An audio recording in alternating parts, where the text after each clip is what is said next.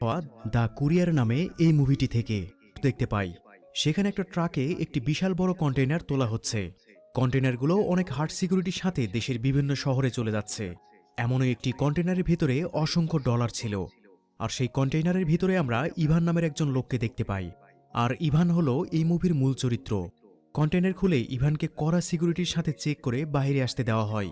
এই ডলারগুলো সব স্পেন থেকে হংকংয়ে এসেছে, যার পরিমাণ $1.5 বিলিয়ন। ডেলিভারি কমপ্লিট হলে ডলার গোনার পরে ইভানকে 3% বা প্রায় $380 কোটি কমিশন দেওয়া হবে, কারণ এই ডলারগুলো হংকং পৌঁছানোর বিনিময়ে ইভানের সাথে এমনটাই চুক্তি হয়েছিল। এরপরে ঘটনা চলে যায় কয়েক বছর পেছনে, যেখানে আমরা ইভানের অতীত জীবন সম্পর্কে জানতে পারব। এছাড়াও ইভানের আজকের পরিস্থিতির কারণও জানতে পারব। ইভানকে একটি ফেরারি গাড়িতে চড়ে বড় একটি হোটেলের সামনে এসে দাঁড়াতে দেখা যায়। সে এই হোটেলে আসা গাড়িগুলো পার্কিং করার কাজ করে নিজের খরচ বহন করত। রাতের বেলায় কাজ শেষ করে বৃষ্টিতে ভিজে ইভান তার বাড়িতে আসে। ইভানের পরিবারে তার বাবা মা আছে। ইভান ঘরে ঢুকেই তার আজকের দিনের করা উপার্জন মাকে দেখালে সে অনেক খুশি হয়। তার মা বলে ইভান যেন কাজের পর কিছুটা সময় তার বাবাকে দেয়, কারণ তার বাবা তাকে অসম্ভব ভালোবাসে এবং চায় যে কিছুটা সময় ইভান তার সাথে কাটাক। বর্তমানে ইভানের পরিবারের আর্থিক অবস্থা খারাপ হলেও একসময় তাদের অবস্থা অনেক ভালো ছিল। ইভানের বাবা একসময় ব্যাংক থেকে লোন নিয়ে একটা বড়সড় ক্যাটারিং সার্ভিসের বিজনেস শুরু করেছিল। প্রথম দিকে বিজনেস খুব ভালো চললেও দেশে অর্থনৈতিক মন্দা দেখা দিলে ইভানের বাবার বিজনেসেও ধস নামে। বাবার এমন পরিস্থিতি দেখে ইভান ছোটবেলাতেই সিদ্ধান্ত নিয়েছিল যে যে কোনো উপায়ে হোক সে জীবনে অনেক টাকার মালিক হবে। বিজনেস নষ্ট হয়ে যাওয়ার পর ইভান দেখত তার বাবা শুধু টেলিভিশনে খবর দেখে সরকারকে গালিগালাজ করতে থাকে, এছাড়া আর কোনোই কাজ নেই তার। দেখতে দেখতে অনেক সময় কেটে যায়, আর সে একটি বড় হোটেলে গাড়ি পার্কিংয়ের চাকরি নিয়ে পরিবারকে সাপোর্ট দেওয়ার চেষ্টা করতে থাকে। যেহেতু হোটেলে বড় বড় লোকদের আনাগোনা, তাই ইভান সবসময় তাদের সাথে সুসম্পর্ক কিভাবে গড়ে তোলা যায় সেই বিষয়ে ভাবত। ইভান সবসময় বড় বড় লোকদের সাহায্য নিয়ে বিজনেস করে খুব দ্রুত সময়ে বড়লোক হয়ে যাওয়ার স্বপ্ন দেখত। সে সবসময় নতুন নতুন বিজনেস আইডিয়া খুঁজত। একদিন চমৎকার একটি বিজনেস আইডিয়া সে বন্ধুদের সাথে শেয়ার করে, যেন সবাই মিলে পার্টনারশিপে বিজনেসটা শুরু করতে পারে। ইভানের প্ল্যান ছিল কম দামে ফ্ল্যাট কিনে সেগুলো কাস্টমাইজ করে বেশি দামে বিক্রি করবে। যেহেতু এখানে প্রচুর ইনভেস্ট দরকার, তাই বন্ধুরা মানা করে দেয়। একই সাথে ইভানের আর্থিক অবস্থা নিয়ে তারা মজা নিতে শুরু করে। পরের সিনে হোটেলে কাজ করার সময় ইভান ল্যারিস নামের একজন লোককে দেখতে পায়। আর ল্যারিস হলো বর্তমান সরকারের রানিং মন্ত্রী। ল্যারিস এতটাই নেশাগ্রস্ত ছিল যে সে ঠিকমতো হাঁটতেই পারছিল না। নিজের গাড়ি পর্যন্ত পৌঁছানোর আগেই সে মাটিতে পড়ে যায়। ইভান দ্রুত ল্যারিসকে টেনে তুলে তার গন্তব্যে পৌঁছে দেওয়ার অফার দিলে ল্যারিসও রাজি হয়ে যায়। ইভানের মূলত ল্যারিসের ব্রিফকেসের উপর নজর ছিল। সে দেখতে চাইছিল যে সেটার ভিতরে আসলে কি আছে। ল্যারিসকে নিয়ে পুরো রাত ড্রাইভ করেছে ইভান, ফলে ব্রিফকেসটা চেক করার জন্য সে যথেষ্ট সময়ও পেয়েছে। ব্রিফকেস খুলে ইভান অবাক হয়ে গিয়েছিল, কারণ এত টাকা একসাথে সে আগে কখনোই দেখেনি। ইভান সেখান থেকে কিছু টাকা সরিয়ে নিজের পকেটে ভরে নেয়। সকাল হতেই ইভান ল্যারিসের বলা গন্তব্যে চলে আসে। ল্যারিস মেরি নামের এক মহিলার সাথে দেখা করে তাকে সেই ব্রিফকেসটা দিতে এসেছে। এই সুযোগটাই ইভান কাজে লাগায়। সে মেরিকে কথার জালে ফাঁসিয়ে বোঝাতে সক্ষম হয় যে সে ল্যারিসের থেকে ভালো কাজ করতে পারবে, আর সেই কাজটা যাই হোক না কেন সেটাতে তার কোনো সমস্যা নেই। একই সাথে সে পলিটিশিয়ানদের বদনাম করতে থাকে। সে বলে পলিটিশিয়ানরা যার কাজ করে তারই পিঠে ছুরি মারে এবং সেখান থেকে চুরিও করে। মেরি তখন ব্রিফকেসটি চেক করলে দেখে সত্যই সেখানে হিসাবের চেয়ে কম টাকা রয়েছে, কারণ ব্রিফকেস থেকে তো ইভান আগেই টাকাগুলো সরিয়ে রেখেছিল। মেরি ইভানকে তাদের হয়ে ডেলিভারির কাজ করতে বলে। আসলে ইভানের কনফিডেন্স মেরিকে মুগ্ধ করেছে। প্রতি ডেলিভারিতে ইভান পাবে 10,000 ইউরো। যদি ইভান সঠিকভাবে কাজ করতে পারে তাহলে প্রতি মাসে তার ইনকাম শুধু বাড়তেই থাকবে। যেহেতু ইভান এই সুযোগটার অপেক্ষাতেই ছিল, তাই সাথে সাথে সে রাজি হয়ে যায়। পরের দিন সকালে ইভান ঘোড়া ডেলিভারি করতে জাভি নামের একজনের বাড়িতে যায়। জাভি ঘোড়াটা তার মেয়ে সনিয়াকে জন্মদিনের উপহার হিসেবে দিয়েছে। এরপর জাভি ইভানকে প্রশ্ন করে জানতে পারে যে সে মেরির হয়ে কাজে নতুন যোগদান করেছে। ইভানও সেই শহরেরই বাসিন্দা, যেই শহরে জাভি বড় হয়েছে। এই পর্যায়ে আমরা জাভির অর্থনৈতিক অবস্থা পরিবর্তনের ইতিহাস সম্পর্কে জানতে পারি। একসময় জাভি কফি শপে চাকরি করত। সেই সময় বড় বড় ক্ষমতাধর ব্যক্তিদের সাথে তার সুসম্পর্ক গড়ে ওঠে। তাদের হাত ধরে সে আজকে সফলতা অর্জন করেছে। আর আজকের ডিল অনুযায়ী জাভি মেরির জন্য টাকা ভর্তি একটা ব্রিফকেস ইভানের মাধ্যমে মেরির কাছে পাঠাবে। আর ঘোড়া পৌঁছে দেওয়ার উসিলায় সেই জন্যই ইভানকে এখানে পাঠানো হয়েছে। ইভান কাজটাকে যতটা সহজ ভেবেছিল, আসলে তার থেকেও কাজটা অনেক কঠিন। একই সাথে তাকে এখানে সততা এবং বিচক্ষণতার পরিচয় দিতে হবে। ফেরার পথে রাস্তায় পুলিশ ইভানের গাড়ি আটকে চেক করতে শুরু করলে সেখানে পুলিশ ব্রিফকেস ভর্তি অনেকগুলো টাকা দেখতে পায়। সে এত টাকা কোথায় পেল এটা পুলিশ জিজ্ঞেস করলে ইভান বলে যে এগুলো সব তার বাড়ি বিক্রি করা টাকা, কেবলই সে নিজের একটি বাড়ি বিক্রি করে এসেছে। পুলিশ তার কথা বিশ্বাস না করে সত্যটা বের করার জন্য ইভানকে ধরে গাড়ির সাথে আঘাত করে। এই পর্যায়ে ইভান তার নিজের কনফিডেন্স বাড়িয়ে পুলিশকে হুমকি দিতে শুরু করে। ইভান উল্টো পুলিশকে ধমক দিয়ে বলে যে যদি তারা বেশি বাড়াবাড়ি করে তো তাদের বসকে সে ফোন করে সব জানিয়ে দিবে। সাথে আরও বলে যে সে অনেক আগে থেকেই তাদের বসকে চেনে, তাই ওর সাথে বাড়াবাড়ি করার ফল মোটেও ভালো হবে না। পুলিশ আর বেশি না ঘেঁটে তাকে ছেড়ে দেয়। আচ্ছা, এই ফাঁকে OneXBet নামে একটি অ্যাপ সম্পর্কে বলতে চাই, যেটি অনেক ভাবে জেনে বুঝে তবে ইনভেস্ট করবেন, কারণ অর্থ ইনভেস্ট ঝুঁকিপূর্ণ হতে পারে। তো চলুন গল্পে ফেরা যাক। এখানে আমরা আরও জানতে পারি যে এই পুলিশগুলো মেরির হয়ে কাজ করে। মূলত ইভান এসব জটিল পরিস্থিতি কতটা সামাল দিতে পারবে, মূলত সেই পরীক্ষাটি করার জন্যই মেরি এই নাটকটা সাজিয়েছে। মেরির হাতে ব্রিফকেস পৌঁছে দেওয়ার পর সেই ইভানকে প্রাপ্য টাকার সাথে শপিং করার জন্য এক্সট্রা কিছু টাকাও দিয়ে দেয়। আর এই মিশন ভালোভাবে কমপ্লিট করার জন্য মেরি ইভানকে প্রচুর বিশ্বাস করে ফেলেছে। পরের দিন সকালে মেরি ইভানকে তার হাজব্যান্ড ফ্রান্সিসের সাথে পরিচয় করিয়ে দেয়। ফ্রান্সিস একজন কুখ্যাত ডায়মন্ড মাফিয়ার ছেলে, একই সাথে তার ফরেন কারেন্সিরও ব্যবসা রয়েছে। ইভান মেরির সাথে মিলে ডেলিভারির কাজটা খুব ভালোভাবেই করছিল। এতে বিলাসবহুল জীবনযাপনের জন্য মোটা অঙ্কের টাকাও আসছিল তার হাতে। পরের সিনে জাভিকে দেখানো হয়। এখানে আমরা তার কাজ সম্পর্কে জানতে পারি। জাভি বড় বড় পলিটিশিয়ান ও বিজনেসম্যানদের কালো টাকা সাদা করার কাজ করত। এই কাজে মেরি এবং ফ্রান্সিস তাকে সাহায্য করত। একদিন ব্রিফকেস নিতে এসে জাভির মেয়ে সোনিয়ার সাথে ইভানের কথা হয়, যা জাভির একদমই পছন্দ হয় না। সে ইভানকে সোনিয়ার কাছ থেকে অনেক দূরে থাকতে বলে। বেশ কিছুদিন পর ইভান আর মেরি একটি রেস্টুরেন্টে বসে কাজের সম্পর্কে কথা বলছিল। মেরি বলে ইদানিং বেলজিয়ামে ব্রিফকেস ট্রান্সফার করা অনেক কঠিন হয়ে গেছে, তাই তারা জেনিভা নামের অন্য একটা শহরে নতুন পার্টনার খুঁজে নিয়েছে।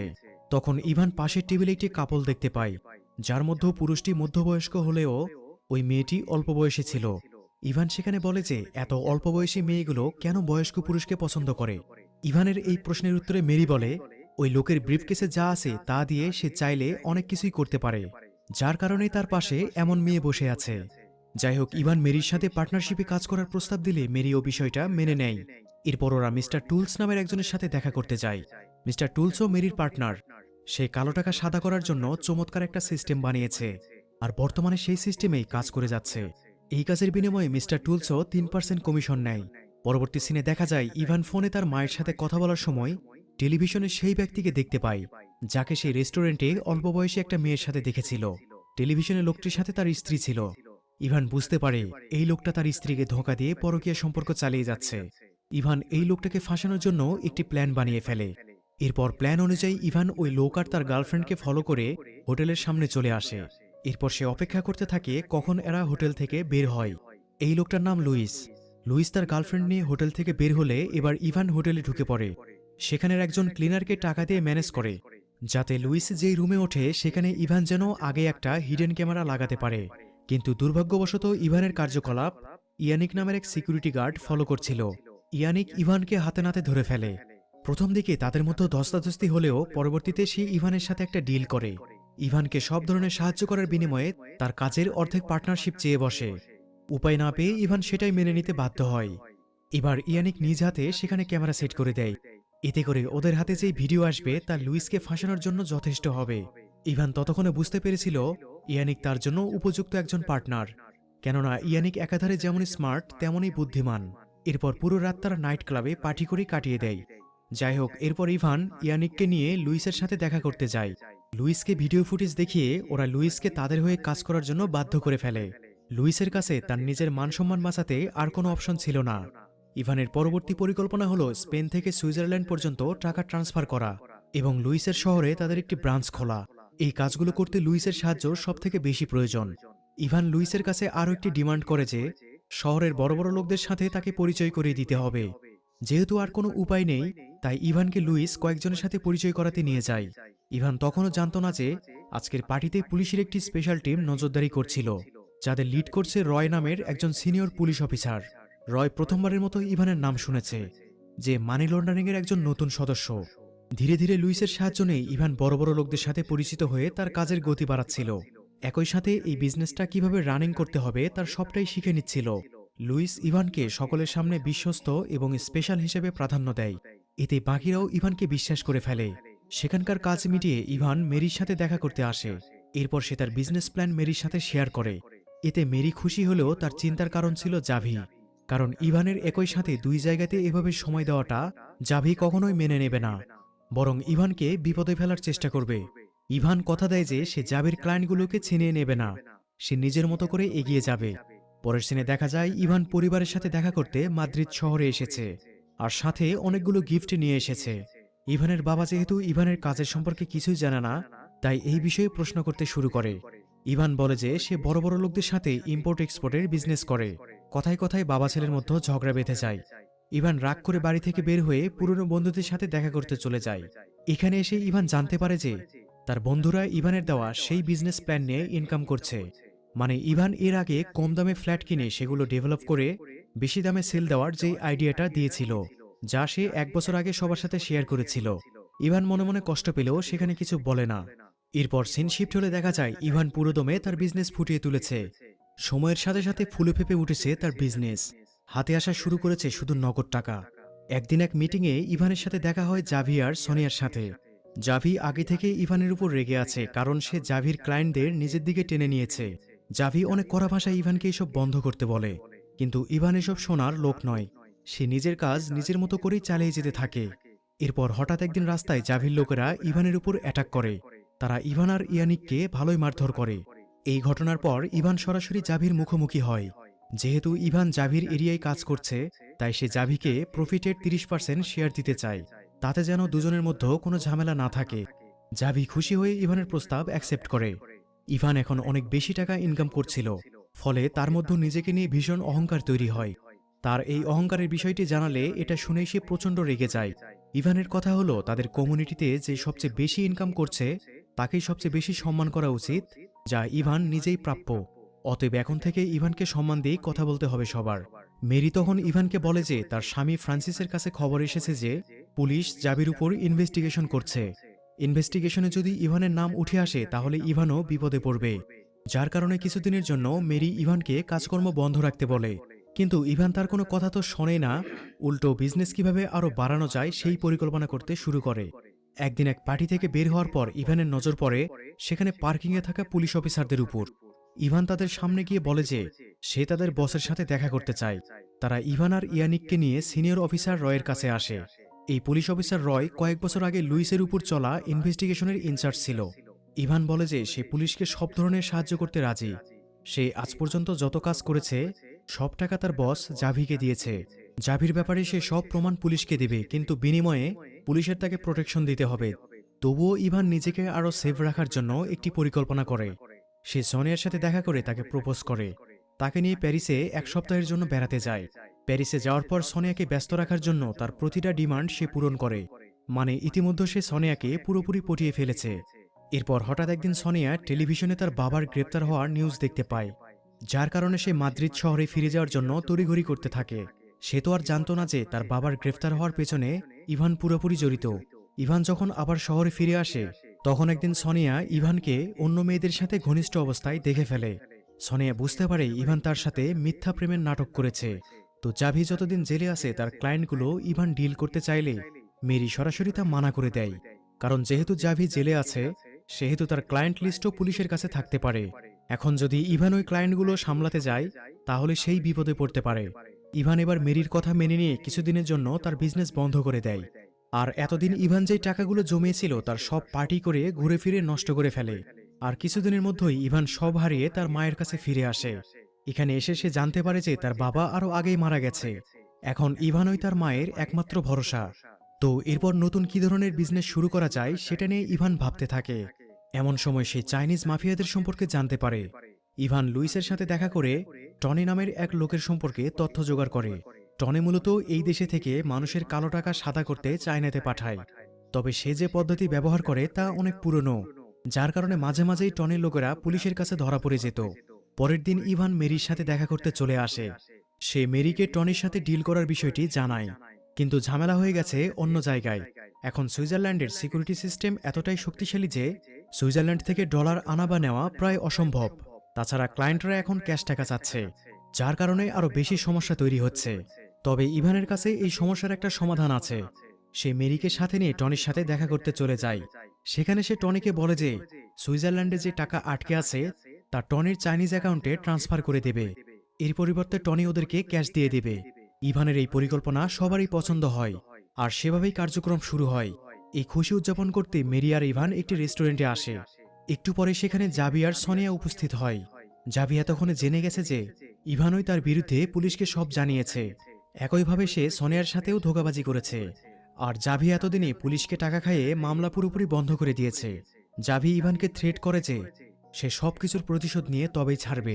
কিছুক্ষণ পরে মেরির কাছে ফোন এলে জানা যায় তাদের হয়ে কাজ করা সফটওয়্যার ইঞ্জিনিয়ার ডিপার্টমেন্টের একটা মেয়ে সুইচ ব্যাংকের অ্যাকাউন্ট লিস্ট লিক করে সেটা পুলিশের কাছে পাঠিয়ে দিয়েছে, যার কারণে মিস্টার টুলস এবং মেরির হাজব্যান্ড ফ্রান্সিস তাদের কাছে থাকা সব টাকা নিয়ে পালিয়ে গেছে। এবার ইভান আর মেরির বুঝতে বাকি নেই যে তারা অনেক বড় বিপদে পড়ে গেছে। তারা দুজনে পালানোর চেষ্টা করলে পুলিশ তাদেরকে তাড়া করে, কিন্তু রাস্তার মধ্য থেকে সেই চাইনিজ ক্লায়েন্ট টনির লোকেরা তাদেরকে তুলে নিয়ে যায়। এরপর দুজনকে টনির সামনে বসিয়ে দেওয়া হয়। টনি নিজেও বিপদে আছে, কারণ তার নামও পুলিশের তালিকায় চলে এসেছে।